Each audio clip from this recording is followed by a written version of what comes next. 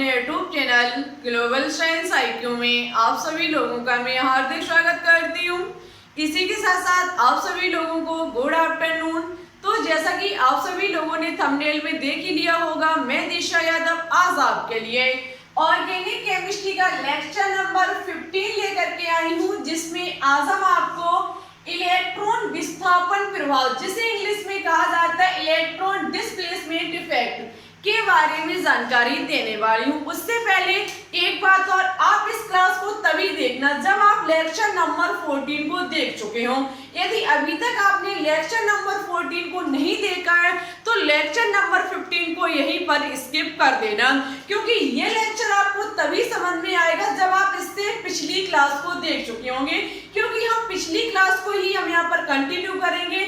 पिछली क्लास में हमने आपको पढ़ाया बॉन्ड फ्यूजन, जिसे कहा जाता है बंध विखंडन। बंध विदलन या फिर बंध विखंडन जो है उसी पर आधारित हम पढ़ाएंगे इलेक्ट्रॉन विस्थापन प्रभाव। जब तक आपको वो जानकारी नहीं है पता, तब तक आज की क्लास को देखने से कोई मतलब नहीं है, ओनली टाइम वेस्ट करना है, ठीक है। तो यदि इसे अच्छे से सीखना चाहते हो तो मेरे कहने पर पिछली क्लास को जरूर देख लीजिएगा। डायरेक्ट इसको एक बार देख लीजिएगा, एक बार पिछली क्लास को देख लीजिएगा, आपको समझ में आ जाएगा कि हाँ हमने सही कहा या फिर गलत कहा, ठीक है। तो इस क्लास को तभी देखें हमारे कहने पर जब तक आप पिछली क्लास को कंप्लीट ना देख लें। पिछली क्लास को अच्छे से कंप्लीट देख लें, उसके बाद इस इलेक्ट्रॉन डिस्प्लेसमेंट इफेक्ट पर आए, ठीक है।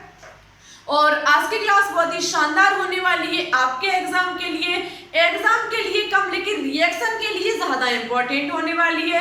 और आपका मेन मुद्दा जो है वो है रिएक्शन को सीखना, ठीक है। ऑर्गेनिक केमिस्ट्री में आप किस लिए आए हो, तो आपका मेन मुद्दा जो था आने का वो था रिएक्शन को सीखना। रिएक्शन को तभी सीख पाएंगे जब आप ऑर्गेनिक केमिस्ट्री की बेसिक चीजों को अच्छे से क्लियर कर लेंगे, ठीक है। तो अच्छे से क्लियर कराएंगे हम हर एक पॉइंट को। इससे ऑर्गेनिक केमिस्ट्री की बेसिक लेक्चरों से बनने वाले हर एक पॉइंट को हम आपके तक पहुंचाने की पूरी कोशिश करेंगे, यदि आप सपोर्ट और अपना प्यार दिखाते रहे तो। इसी के साथ साथ वीडियो अच्छी लगे तो लाइक करें, दोस्तों के साथ शेयर करें। चैनल पर न्यू हो तो प्लीज इसे सब्सक्राइब करके बेल आइकन को प्रेस और पर क्लिक कर लें। चलिए अब टाइम ना वेस्ट करते हुए बात करते हैं अपने इस शानदार टॉपिक पर। देखो, सबसे पहले हम कुछ पिछली क्लास से पॉइंट डिस्कस कर लेते हैं। जैसा कि मैंने पिछली क्लास में आपको पढ़ाया बॉन्ड फ्यूजन, बंध विदलन या फिर बंध विखंडन, जिसे दो भागों में डिवाइड किया गया था, समांश विदलन और विषमांश विदलन, ठीक है। समांश बंध विदलन और विषमांश बंध विदलन आपने वहां पर पढ़ा था, जैसे कि कोई A परमाणु है और कोई हमारा B परमाणु है जो कि आपस में कर रहा है इलेक्ट्रॉनों की साझेदारी। एक इलेक्ट्रॉन इसका है, एक इलेक्ट्रॉन इसका, ये आपस में कर रही है साझेदारी और बना रही है सही संयोजी बॉन्ड। बाई चांस ये क्या होगा, हमें जब रिएक्शन करनी होगी तो हमें इस बॉन्ड को तोड़ना होगा। जब तक हम इस बॉन्ड को नहीं तोड़ेंगे हम रिएक्शन नहीं सीख पाएंगे। तो सीखना क्या, हम उसे रिएक्शन को संपन्न ही नहीं कर पाएंगे। तो इसको तोड़ने के लिए क्या होगा, जो इसका इलेक्ट्रॉन होगा ये अपना इलेक्ट्रॉन लेकर के अलग हो जाएगा और ये जो होगा वो अपना इलेक्ट्रॉन लेकर के अलग हो जाएगा। जब यहाँ पर A अपना इलेक्ट्रॉन लेकर के अलग हो जाएगा, V अपना इलेक्ट्रॉन लेकर के अलग हो जाएगा, तो इसको कहा जाएगा समांश बंध विदलन, ठीक है। और कहीं कहीं आपने देखा होगा जैसे कि A है और कोई हमारा B है, ये इसका इलेक्ट्रॉन ये इसका इलेक्ट्रॉन, ठीक है, दोनों ने बना लिया है सही संयोजी बॉन्ड। ये अब यहाँ पर क्या होगा कि ये जो दोनों इलेक्ट्रॉन है वो या तो A परमाणु ले लेगा या फिर ये B परमाणु ले लेगा। मीन्स दोनों इलेक्ट्रॉन जो होंगे वो किसी एक परमाणु की तरफ स्थानांतरित हो जाएंगे। जैसे कि यदि हमारे इन दोनों इलेक्ट्रॉनों को इसने ले लिया तो A ने इलेक्ट्रॉन को दान किया, प्लस चार्ज आया, B ने तो एक तो खुद का इलेक्ट्रॉन था और एक A का ले लिया, तो इसने अपना जोड़ा बना लिया, प्लस इस पर माइनस चार्ज आ जाएगा। क्यों आ जाएगा, क्योंकि इलेक्ट्रॉन को ग्रहण करने वाले पर माइनस चार्ज आता है। इतनी चीज आपने पिछली क्लास में सीख रखी है। अब आज का मेन मुद्दा है हमें ये जानने का कि इलेक्ट्रॉन ए की तरफ जाएगा या फिर बी की तरफ जाएगा। ये तो हमारे सिंबल है, प्रतीक है। प्रतीक के माध्यम से हमने आपको बताया जैसे कि ए परमाणु, बी परमाणु, लेकिन आपको ये जानना जरूरी है कि ये फर्स्ट वाले पर दोनों इलेक्ट्रॉन जाएंगे या फिर सेकंड वाले परमाणु पर। इसी के बारे में आज चर्चा की जाएगी। पूरी चर्चा तो नहीं, आज हम इसका वर्गीकरण पढ़ाएंगे, कुछ चीजों के बारे में सिखाएंगे, उसके बाद नेक्स्ट क्लास में आपका अच्छे से क्लियर हो जाएगा। ठीक है, तो यही चीज मुझे सीखनी है कि ये जो इलेक्ट्रॉन युग्म में इलेक्ट्रॉनों का जोड़ा किसी एक पर जा रहा है तो वो इस पर जाएगा या फिर इस पर जाएगा, ये मेन मुद्दा है मुझे सीखने का। ठीक है, तो इसको सीखने के लिए आपको पढ़ना होगा क्या, इलेक्ट्रॉन विस्थापन प्रभाव, इलेक्ट्रॉन प्लेसमेंट इफेक्ट। देखो स्टूडेंट, सबसे पहले हम आपको बता देते हैं कि इलेक्ट्रॉन डिस्प्लेसमेंट इफेक्ट को दो भागों में वर्गीकृत किया जाता है। कितने भागों में? दो भागों में। फर्स्ट हमारा होता है स्थायी प्रभाव, फर्स्ट हमारा होता है स्थायी प्रभाव और सेकंड होता है हमारा अस्थायी प्रभाव। ठीक है, स्थायी प्रभाव परमानेंट इफेक्ट, ये हमारा होता है स्थायी प्रभाव परमानेंट इफेक्ट, और ये हमारा होता है अस्थायी प्रभाव। ठीक है, इतनी चीज को मेरे साथ नोट डाउन करते हुए चलना। अस्थायी प्रभाव, तो इलेक्ट्रॉन डिस्प्लेसमेंट दो भागों में डिवाइड किया जाता है, स्थायी परमानेंट स्थायी इफेक्ट और अस्थायी इफेक्ट। स्थायी जो प्रभाव है उसको फिर तीन भागों में डिवाइड किया जाता है। कितने भागों में? तीन भागों में डिवाइड किया जाता है। ये तीन के माध्यम से आप सीखोगे क्या कि इलेक्ट्रॉन युग्म किसकी तरफ स्थानांतरित होता है। सबसे पहले हम इसमें पढ़ेंगे प्रेरण प्रभाव। क्या पढ़ेंगे? सबसे पहले हम इसमें पढ़ेंगे प्रेरण प्रभाव, जो आपको नेक्स्ट क्लास में सीखने को मिलेगा। इसी के साथ इसमें आप पढ़ोगे अनुनाद प्रभाव। अनुनाद प्रभाव very very important and most important है, अनुनाद प्रभाव। इसी के साथ तीसरा आपका आता है अतिशयोमन प्रभाव, अतिशयोमन प्रभाव। ठीक है, इस प्रकार से स्थायी परमानेंट इफेक्ट को डिवाइड किया जाता है। ठीक है, कितने भागों में? तीन भागों में। फर्स्ट हमारा प्रेरण प्रभाव, उसके बाद अनुनाद प्रभाव, उसके बाद अतिशयोजन प्रभाव। ठीक है, इस प्रकार से तीन भागों में डिवाइड किया जाता है। जबकि बात की जाए स्थायी अस्थायी प्रभाव की, तो अस्थायी प्रभाव को मुख्यतः दो भागों में डिवाइड किया जाता है। फर्स्ट है इंडक्टोमेरिक प्रभाव, इंडक्टोमेरिक प्रभाव,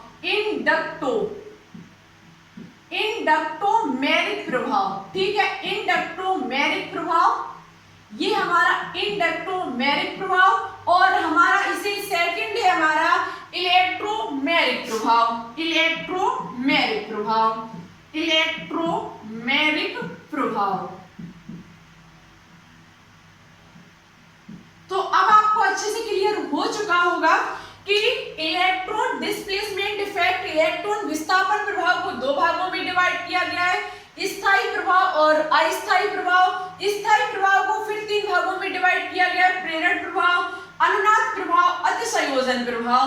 जबकि अस्थायी प्रभाव को दो भागों में डिवाइड किया गया है, इंडक्टोमेरिक प्रभाव और इलेक्ट्रोमेरिक प्रभाव। आज हम सीखेंगे इलेक्ट्रॉन डिस्प्लेसमेंट के बारे में, इलेक्ट्रॉन डिस्प्लेसमेंट इफेक्ट के बारे में नहीं, ओनली हम सीखेंगे इलेक्ट्रॉन डिस्प्लेसमेंट के बारे में कि इलेक्ट्रॉन विस्थापित होता कैसे है। अगली क्लास में हम सीखेंगे कि इलेक्ट्रॉन विस्थापन होने से क्या प्रभाव पड़ता है, लेकिन आज की क्लास में सीखेंगे कि इलेक्ट्रॉन विस्थापित होता कैसे है। जब तक मुझे ये पता नहीं होगा कि इलेक्ट्रॉन विस्थापित होता कैसे है, तब तक स्टूडेंट्स हम किसी भी हाल में इलेक्ट्रॉन विस्थापन प्रभाव नहीं सीख पाएंगे।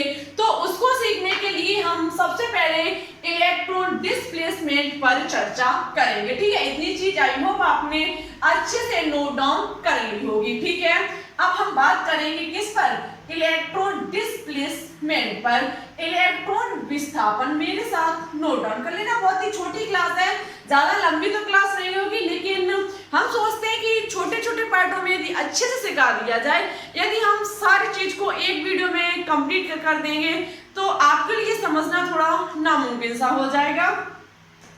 देखो इलेक्ट्रॉन विस्थापन की बात की जाए, इलेक्ट्रॉन विस्थापन की बात की जाए तो जैसे कि हमारा कोई ए परमाणु है, ठीक है, कोई हमारा वी परमाणु, सिंबल के माध्यम से मान रहे हैं, इन दोनों ने इलेक्ट्रॉनों की करी है साझेदारी।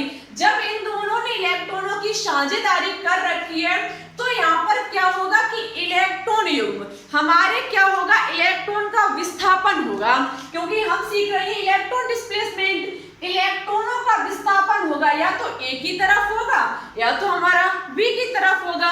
हम मान लेते हैं कि हमारा बी की तरफ इलेक्ट्रॉनों का डिस्प्लेसमेंट हो रहा है। जब ये इसकी तरफ जाएगा तो आपको पता है कि ए ने अपना भी इलेक्ट्रॉन किसको दे दिया, बी को। जैसे कि ए परमाणु का इलेक्ट्रॉन ये, बी परमाणु का इलेक्ट्रॉन ये है, ठीक है। दोनों ने आपस में इलेक्ट्रॉनों की कर ली है साझेदारी। दोनों ने जब इलेक्ट्रॉनों की साझेदारी कर ली है तो ये वाला इलेक्ट्रॉन और ये वाला इलेक्ट्रॉन वो हमारे ए के भी हैं और ये वाला इलेक्ट्रॉन और ये वाला इलेक्ट्रॉन बी के भी हैं।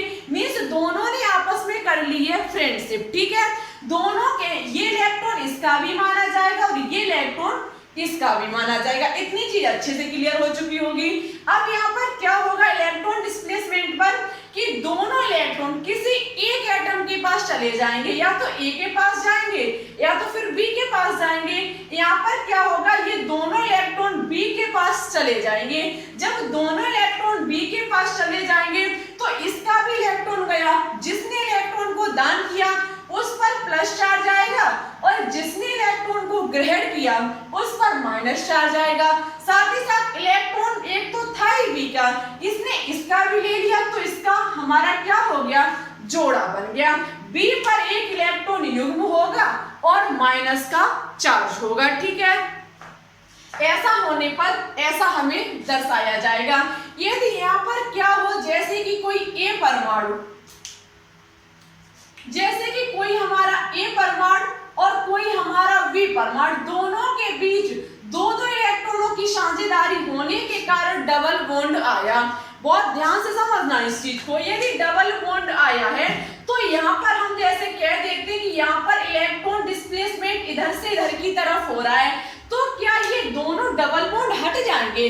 क्या ऐसा होगा? हम मान लेते हैं क्या ऐसा होगा, ए प्लस प्लस और बी, क्या इस प्रकार से हमारा होगा?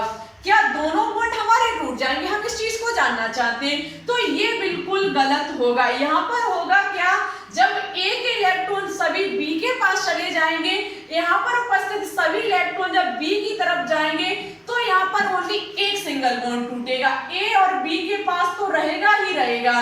जो इलेक्ट्रॉन यहाँ पर ए का तो पहले से था, एक और आकर के यहाँ पर ऐड हो गया करके, इसमें से इलेक्ट्रॉन गया एक तो प्लस की चार्ज, जिसने ग्रहण किया तो माइनस की चार्ज। ओनली एक ही हमारा इलेक्ट्रॉन एक इधर जाएगा। ऐसा नहीं होगा कि ये दोनों ही इलेक्ट्रॉन एक इधर साइड आ जाए। डबल बॉन्ड होने पर एक सिंगल बॉन्ड बचा रहेगा, इसका एक इलेक्ट्रॉन इधर आ जाएगा, इस पर प्लस चार्ज आ जाएगा और इस पर माइनस चार्ज आ जाएगा, ठीक है। यदि आपको एग्जाम में कहीं इस प्रकार से लिखा हो, ए पर एक युग्म है, ए पर एक युग्म है और ए का एक इलेक्ट्रॉन जो है वो बी के साथ इलेक्ट्रॉनों की साझेदारी कर रहा है, ठीक है, तब क्या होगा? यदि ए का एक युग्म है, ए का तो यहाँ पर एक युग्म बना हुआ है, इलेक्ट्रॉनों का जोड़ा बना हुआ है और एक इलेक्ट्रॉन इसका जो है वो बी इलेक्ट्रॉनों के साथ साझेदारी कर रहा है, तब यहाँ पर इलेक्ट्रॉन इधर साइड जा रही है, तो क्या होगा? ऐसा देखो होने पर क्या होगा, ऐसे पर यहाँ पर क्या होगा कि यहाँ का जब ये एक इलेक्ट्रॉन, ये तो हमारा बना ही रहेगा, ये सिंगल बॉन्ड जो होगा वो तो बना ही रहेगा। ये वाला जो इलेक्ट्रॉन होगा, जो युग्मित इलेक्ट्रॉन है, वो इसके पास चला जाएगा और इसका एक बच जाएगा। इसका एक इलेक्ट्रॉन बी के पास चला जाएगा, एक हमारा बच जाएगा। तो जब एक इस पर ये दोबारा से फिर एक इलेक्ट्रॉनों की साझेदारी कर लेंगे, इस पर माइनस चार्ज आ जाएगा, इस पर प्लस चार्ज आ जाएगा। इस प्रकार से इलेक्ट्रॉन डिस्प्लेसमेंट होता है। आगे बात की जाए तो जैसे कि इलेक्ट्रॉन डिस्प्लेसमेंट कैसे होगा, जैसे कि हमारा कोई ए, जैसे कि कोई हमारा ए पर युग्म है, ए पर इलेक्ट्रॉन का युग्म है और एक इलेक्ट्रॉन ए का जो है वो बी के साथ साझेदारी कर रहा है, ठीक है, और इस पर माइनस चार्ज भी है और इस पर हम मान लेते हैं माइनस चार्ज भी है, तब इलेक्ट्रॉन यहाँ से इधर की तरफ जाएंगे तब क्या होगा, तो इन सिंगल बॉन्ड से हमें कोई भी प्रभाव देखने को नहीं मिलेगा, ए और बी के पास ये सिंगल बॉन्ड बना रहेगा। ये जो एक इलेक्ट्रॉन दो का ये जो जोड़ा बना हुआ है उसमें से एक इलेक्ट्रॉन यहाँ चले जाएगा और यहाँ एक शेष बच जाएगा, ठीक है। ये जब यहाँ पर ऐसा हो जाएगा ये पुनः से इलेक्ट्रॉनों की साझेदारी कर लेंगे, पुनः से साझेदारी करने पर जब इसने इलेक्ट्रॉन का दान किया तो इस पर प्लस चार्ज आया, इसने ग्रहण किया तो माइनस चार्ज आया, लेकिन इस पर पहले से माइनस है तो आपको पता है माइनस प्लस आपस में कट जाएंगे, ये कैसा हो जाएगा, उदासीन हो जाएगा, ये हमारा रेडाइन खत्म हो जाएगा। इस प्रकार से हम देख सकते हैं कि इलेक्ट्रॉन डिस्प्लेसमेंट इलेक्ट्रॉन किधर से किधर की तरफ किस प्रकार से जाता है, ऐसा आने पर ऐसे जाएगा, ऐसे आने पर ऐसे जाएगा। इतनी चीज हम जैसे कि फिनॉल के माध्यम से समझना चाहें, जैसे कि हमारे ये है फिनॉल, ये है हमारी फिनॉल, ठीक है, ये है हमारी फिनॉल। आप समझ सकते हैं कि ये single bond O single bond H, इस पर 6 इलेक्ट्रॉन होते हैं, इसके बायतन कोष में 2 इलेक्ट्रॉनों का जोड़ा होता है, 2 इलेक्ट्रॉन अनपेयर होते हैं, जिसमें एक तो ये बेंजीन वलय के साथ ऐड हो जाएगा और एक हाइड्रोजन के साथ। यहाँ पर क्या होगा स्टूडेंट कि ये हाइड्रोजन का जो इलेक्ट्रॉन होगा वो इसकी तरफ शिफ्ट हो जाएगा, इसकी तरफ इसका डिस्प्लेसमेंट हो जाएगा, इसकी तरफ ये विस्थापित हो जाएगा।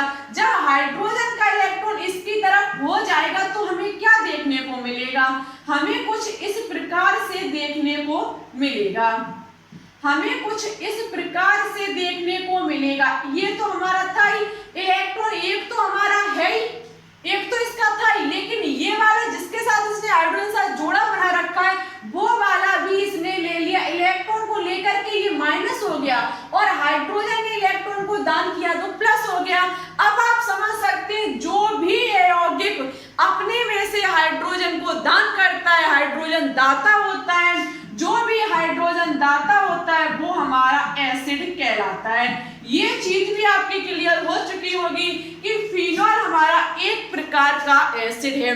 कई एक बार क्वेश्चन एग्जाम में पूछा गया है कि फिनॉल एक प्रकार का क्या है, एसिड है, उदासीन है, क्षारीय है या फिर इनमें से कोई नहीं। तो याद रखना जो हमारा फिनॉल होता है वो एक प्रकार का एसिड होता है। क्यों होता है, तो ये अपने में से H+ देता है, ठीक है। कैसे देता है, तो हाइड्रोजन जो इसके साथ जुड़ा हुआ है वो इसका इलेक्ट्रॉन विस्थापित, ये इलेक्ट्रॉन हाइड्रोजन का जो होगा पूरा जोड़ा इसके पास चला जाएगा, ठीक है। जैसे कि एक इलेक्ट्रॉन इसका था, एक इलेक्ट्रॉन इसका था, तो ये ऑक्सीजन जो होगा दोनों इलेक्ट्रॉन को अपनी तरफ खींच लेगा। जब ये दोनों यहाँ चले जाएंगे तो इसका जोड़ा बन जाएगा, हाइड्रोजन बाहर निकल जाएगा, जिसने दान किया वो प्लस, जिसने लिया वो माइनस हो जाएगा, ठीक है। इस प्रकार से हम इस चीज को अच्छे से क्लियर कर सकते हैं। आई होप आपको ये चीज अच्छे से समझ में आ चुकी होगी। अभी भी मन में किसी भी प्रकार का डाउट हो किससे लेकर के, इलेक्ट्रॉन डिस्प्लेसमेंट से लेकर के, तो प्लीज कमेंट बॉक्स में कमेंट करके बता दें, हम आपके डाउट को खत्म करने की कोशिश करेंगे। नेक्स्ट क्लास में आपको देखने को मिलेगा इलेक्ट्रॉन विस्थापन प्रभाव, इलेक्ट्रॉन डिस्प्लेसमेंट इफेक्ट, वो भी किसका, प्रेरण प्रभाव का। प्रेरण प्रभाव के माध्यम से हम आपको ये चीज सिखाने की कोशिश करेंगे। इसी के साथ वीडियो को यहाँ पर समाप्त करते हैं और सबसे पहले जो पिछली क्लास में हमने क्वेश्चन होमवर्क में दिए थे उनका आंसर किन स्टूडेंट्स ने दिया, सबसे पहले हम उनके नाम लेते हैं। नाम है महेंद्र यादव, उसके बाद अनुराधा मौर्य, उसके बाद इमरान अहमद। इन 3 स्टूडेंट्स ने बहुत ही अच्छे से झक्कास तरीके से, शानदार तरीके से आंसर दिया, मुझे बहुत अच्छा लगा। थैंक यू, धन्यवाद। आप लगातार इसी प्रकार से कोशिश करते रहिए, आपका सिलेक्शन जरूर होगा। और इसी के साथ आज आपको कमेंट बॉक्स में स्थायी प्रभाव और अस्थायी प्रभाव के स्थायी प्रभाव और अस्थायी प्रभाव के प्रकार बताने होंगे कमेंट बॉक्स में, ठीक है, कि स्थायी प्रभाव को और अस्थायी प्रभाव को कितने भागों में डिवाइड किया गया है। वीडियो कैसी लगी कमेंट बॉक्स में कमेंट करके जरूर बताएं। ये हमने आज जो भी पॉइंट समझाए आपके समझ में आए या नहीं आए ये भी बताएं। डाउट हो तो वो भी लिख दें कमेंट बॉक्स में, हम आपको उसको नेक्स्ट क्लास में क्लियर कराने की पूरी कोशिश करेंगे। वीडियो अच्छी लगे तो एक बार प्लीज लाइक जरूर कर दें, ठीक है। आपके लाइक करने से हमें मोटिवेशन बढ़ता है और हम आगे क्लास लाने की कोशिश करते हैं कि सोचते हैं कि रेगुलर क्लास दी जाए।